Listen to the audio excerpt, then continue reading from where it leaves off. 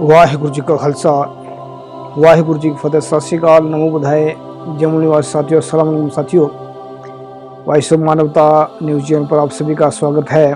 मैं मेघराज सिंह अमेरिका से। साथियों, आप सभी जानते हैं कि उठाते हैं गरीबों की आवाज़, मजलूमों की आवाज़, जिनकी कोई आवाज़ नहीं उठाता उसकी वॉइस ऑफ मानवता उठाता है। और साथियों, आप सभी जानते हैं कि हमने जो प्रोग्राम स्टार्ट किया है सत्य ही धर्म है, इसका जो नाम है, इसमें हम अलग अलग रूप में बात करते हैं, अलग अलग टॉपिक पर बात करते हैं। तो हमारी कोशिश होती है कि आप सभी के सामने नया टॉपिक लेकर आया जाए।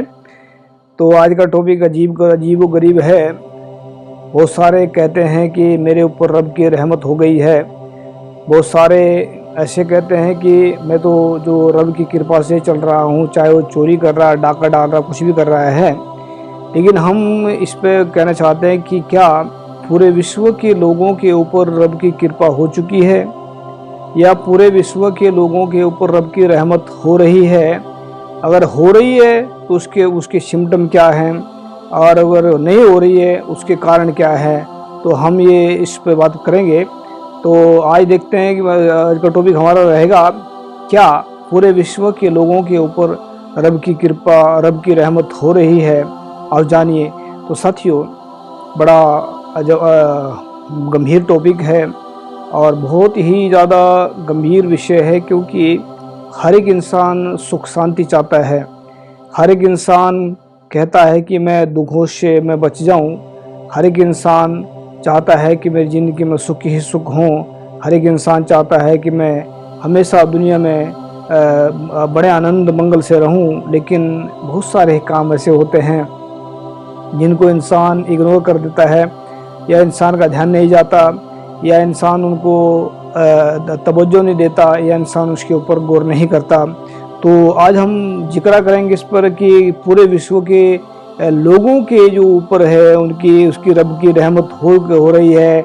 हमारा विषय सिर्फ एक धर्म को बताना नहीं है, हमारा विषय पूरे संसार के अंदर शांति फैलाना है, विश्व के अंदर पैगाम देना है कि विश्व के अंदर प्यार और मोहब्बत का क्या मतलब कहाँ से आता है।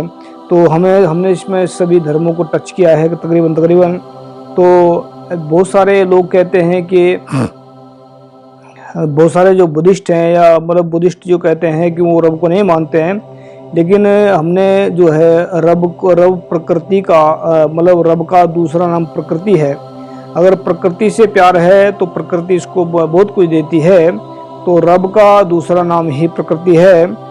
तो जिन जिन बुद्धिस्टों ने सच्चाई और ईमानदारी को अपना लिया है, उन सभी के ऊपर प्रकृति की रहमत हो रही है। यानी कि जिन जिन बुद्धिस्टों ने सच्चाई और ईमानदारी को दिल से अपना लिया है, उनके ऊपर प्रकृति की कृपा हो रही है, रहमत हो रही है।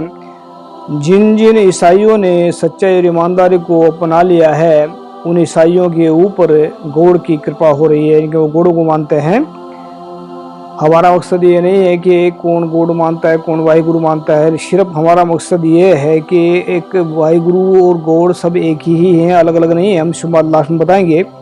तो जिन जिन मुस्लिमों ने सच्चाई और ईमानदारी को अपना लिया है, उन मुस्लिमों के ऊपर अल्लाह की रहमत हो रही है। यानी कि मुस्लिम जो अल्लाह को मानते हैं उसको अलग बात बता दिया। पर जिन जिन सिखों ने सच्चाई और ईमानदारी को अपना लिया है, उनके ऊपर वाहिगुरु की कृपा हो रही है, वाहिगुरु की रहमत हो रही है। जिन जिन अन्य धर्म के लोगों ने, मतलब जिन जो अलग अलग धर्म के लोग हैं, जो और भी जो अपने अपने तरीके से वाहिगुरु को मानते हैं, ईश्वर को मानते हैं, उन्होंने उनके ऊपर कृपा अगर हुई है, अगर उन्होंने सच्चाई और ईमानदारी को अपना लिया है, तो समझ लेना कि उनके ऊपर उनके रब की कृपा हो रही है। जिन जिन नास्तिकों ने सच्चाई और ईमानदारी, बहुत सारे नास्तिक है धर्म को छोड़कर भाग जाते हैं। नास्तिकों के बारे में एक बात करना चाहते हैं हम सभी को। नास्तिकों के जो है, नास्तिक अगर छोड़ कर जा रहे धर्म को, उन्होंने जिनको छोड़ा वो धर्म ही था, उसने छोड़ना लाजमी था। जिसको छोड़ करके धर्म में मतलब बने हैं, ना तो उन्होंने धर्म को पढ़ा, ना वो धार्मिक कभी धर्म के हिसाब में गए। जिसको उन्होंने छोड़ा वो धर्म था ही नहीं, वो धर्म था। सच्चाई और ईमानदारी धर्म होता है, झूठ और बेईमानी अधर्म होता है। सच्चाई और ईमानदारी से प्यार निकलता है और झूठ और बेईमानी से नफरत निकलती है। तो अब खुद समझ लेंगे कि उन्होंने किसको छोड़ा। जिन जिन नास्तिकों ने सच्चाई ईमानदारी को अपना लिया है उनके ऊपर, उन नास्तिकों के ऊपर प्रकृति की कृपा हो रही है। नास्तिक तो प्रकृति को मानते हैं, इससे छोड़कर तो भाग नहीं सकते कहीं। लेकिन अगर उनको ऐसा ले कि जिन जिन नास्तिकों ने सच्चाई ईमानदारी को अपनाया है उनके ऊपर सच की ताकत की बख्शिश हो रही है, सच्चाई की कृपा हो रही है, रहमत हो रही है। अर्थ और अगर जिन जिन बुद्धिस्टों ने सच्चाई ईमानदारी को नहीं अपनाया है बल्कि झूठ और बेईमानी को अपनाया है उनके ऊपर प्रकृति की कृपा नहीं है। जिन जिन ईसाइयों ने सच्चाई ईमानदारी को नहीं अपनाया, झूठ और बुराई बेईमानी को अपनाया है उनके ऊपर गॉड की कृपा नहीं है। जिन जिन मुसलमानों ने सच्चाई ईमानदारी को नहीं अपनाया और झूठ और बेईमानी को अपनाया है उनके ऊपर अल्लाह की कृपा बिल्कुल भी नहीं है। जिन जिन सिखों ने सच्चाई ईमानदारी को नहीं अपनाया है और झूठ और बेईमानी को अपनाया है उनके ऊपर वाहिगुरु की कृपा बिल्कुल भी नहीं है। जिन जिन अन्य धर्म के लोगों ने सच्चाई ईमानदारी को नहीं अपनाया बल्कि झूठ और बेईमानी को अपनाया है उन लोगों के ऊपर उनके रब की कृपा रहमत नहीं है। जिन जिन नास्तिकों ने सच्चाई ईमानदारी को नहीं अपनाया उन नास्तिकों के ऊपर प्रकृति की कृपा बिल्कुल भी नहीं हो रही है, क्योंकि सच्चाई ईमानदारी को ही हम लेकर चले हैं और सच्चाई ईमानदारी ही एक धर्म अगर है किसी के अंदर तो वो धार्मिक है। तो शायद लिखे हमने जिन जिन लोगों के ऊपर उनके रब की कृपा है, यानी कि हम यहाँ पर किसी का नाम नहीं लेंगे, पहले हमने नाम ले लिए हैं जिन जिन सिखों के ऊपर, मुस्लिमों के ऊपर, जो हमने बता दिए पहले से ही। तो जिन जिन लोगों के ऊपर उनके रब की कृपा है उनकी ज़िंदगी में सुख ही सुख आएंगे। जिन जिन लोगों के ऊपर रब की कृपा रहमत नहीं है वो हमेशा दुखी रहेंगे। जिन जिन लोगों के ऊपर वाहिगुरु की कृपा है, रहमत है, वह सच्चाई ईमानदारी से काम करेंगे। जिन जिन लोगों के ऊपर वाहिगुरु रब की रहमत नहीं है वह झूठ और बेईमानी से काम करेंगे। जिन जिन नास्तिकों के ऊपर प्रकृति की कृपा है वह सच्चाई ईमानदारी से काम करेंगे या पूरे संसार को अपना परिवार मानेंगे। जिन जिन नास्तिकों के ऊपर रब की कृपा नहीं है, मतलब प्रकृति की कृपा नहीं है, वह अपने परिवार को भी पराया मानेंगे। जिन जिन धर्म के लोगों के ऊपर रब की कृपा, रब की रहमत हो गई है उनको ये सारा संसार ही अपना परिवार नजर आएगा। जिन जिन लोगों के ऊपर रब की रहमत नहीं है उनको ये संसार पराया नजर आएगा। जिन जिन के ऊपर रब की कृपा रहमत नहीं है अगर वह सच्चाई और ईमानदारी को अपनाएंगे तो उनके ऊपर भी रब की कृपा हो जाएगी, रब की रहमत हो जाएगी। सच्चाई और ईमानदारी के साथ चलकर वह सारे मतलब धार्मिक लोग भी, नास्तिक भी, उनकी ज़िंदगी खुशहाल बन जाएगी। अब लास्ट में हमने दिया है कि गॉड, अल्लाह, भगवान, वाहिगुरु एक ही शक्ति के कई नाम है। जन्म देना, मौत देना, पालन पोषण करना उस एक रब का काम है। यानी कि बहुत सारे कहते हैं कि जन्म देने वाला कोई और है, मौत देने वाला कोई और है और पालन पोषण वाला कोई और है। ऐसा नहीं है, वो अपने हिसाब से बोलते होंगे, उसको सही बोलते होंगे, गलत बोल देंगे, मुझे नहीं पता इस बारे में। लेकिन हमें गुरुओं ने सिखाया है कि एक पिता एक के हम बारिक तू मेरा गुरहाई, पूरी सृष्टि का मालिक एक है, उसके हम सब बच्चे हैं और पूरी सृष्टि को बनाने वाला एक रब है। तो एक चांद है, एक सूर्य है जैसे हम नज़र आते हैं, एक धरती है, तो रब भी एक है, पानी एक है, समुद्र एक है, तो रब एक है। फिर जिनके मन में सच होगा, तन में सच होगा, वही इंसान सच्चाई को पहचान पाएंगे। यानी कि जो सच है, सच का रहस्य जो होता है, सच्चे इंसान ही जान पाएंगे। क्योंकि अगर बाई चांस जैसे सच्चाई को तो सच्चा इंसान ही जान सकता है, झूठा इंसान तो नहीं जानेगा। जैसे कि जोहरी है वो हीरे की पहचान कर सकते हैं। अगर कोई जिसके हीरे के बारे में पता ही नहीं हो तो जोहरी को उसका हीरे की पहचान नहीं कर पाएगा। तो अगले लिखा इसमें मेघराज सिंह, सच से ही रब की रहमत क्या होती है, गुरु की कृपा से पहचान पाएंगे, जान पाएंगे। मतलब जो है गुरु की कृपा, ये जो गुरु की बख्शिश से होता है सारा कुछ ज़िंदगी में, जो बदलाव होता है, जो प्यार मिलता है, वो गुरु की बख्शिश से मिलता है। और गुरु की कृपा से, अगर गुरु की कृपा हो जाए तो रब मिल जाए, और रब मिल जाए तो ज़िंदगी खुशहाल हो जाए। तो नोट में लिखा, हमने इस रहस्य को इस रहस्यमय सच को सिर्फ सच्चे इंसान ही जान सकते हैं और अपने रब के रहमत को महसूस कर सकते हैं और खुशियों भरा जीवन जी सकते हैं।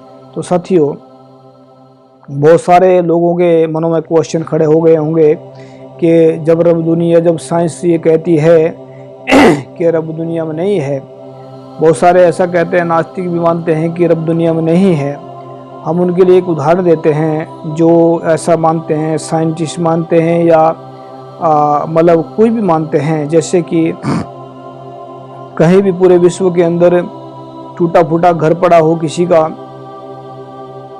कि विश्व के अंदर कहीं भी गांव में, शहर में या कस्बे में, किसी भी जगह पर अगर घर, किसी का घर टूटा फूटा पड़ा हो, उसमें कोई उसमें कोई ना रह रहा हो, तो कोई भी इंसान ये मानने के लिए तैयार नहीं होगा ये किसी का घर नहीं है या किसी ने इस घर को नहीं बनाया। कोई भी इंसान, अनपढ़ से अनपढ़, पढ़ा से पढ़ा लिखा भी इस बात को मानने के लिए तैयार नहीं होगा कि ये घर किसी ने नहीं बनाया था। तो जब ये घर टूटा फूटे घर से हम उसके मालिक की पहचान कर सकते हैं, जब टूटे फूटे घर से हम अंदाज़ा लगा सकते हैं कि किसी का घर बनाया होगा, तो ये पूरी सृष्टि को बनाने वाला उस वाहिगुरु को, उस रब को, उस अल्लाह को, उसको पहचानने में हम इनकार कर रहे हैं। तो हमारी बुद्धि, ऐसा हो सकता है कि हमारी बुद्धि पूर्ण तरह से काम नहीं कर रही है। अगर कोई किसी के नास्तिकों के दिमाग में कोई किसी प्रकार का भी सवाल हो, तो हम उनके लिए सवाल बहुत सारे खड़े कर सकते हैं। जैसे कि अगर वो कहते हैं कि रब को, इस विषय पर आने वाले वक्त में बात करेंगे, आज तो इतने कर लेते हैं कि साथियों, अगर हम सच्चाई और ईमानदारी में चल रहे हैं तो समझ लेना कि हमारे रब की हमारे ऊपर बख्शिश हो चुकी है।